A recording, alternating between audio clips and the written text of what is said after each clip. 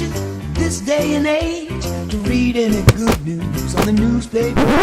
Hey guys, Brian here with another educational tip of the day. Today we're going to talk about a flipped classroom approach when it comes to teaching your children. This method can best be described as pre-recorded lectures, utilizing some form of technology that your kid's able to still generate a lot of like the teacher direct driven methodology, but it's all visually stimulating through like a PC, which a lot of your kids are probably doing right now. It's still based on the teacher's teaching style.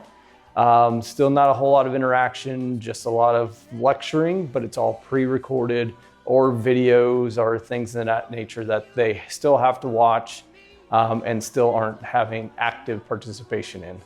So that's a flipped classroom approach. You're probably going through a lot of that right now.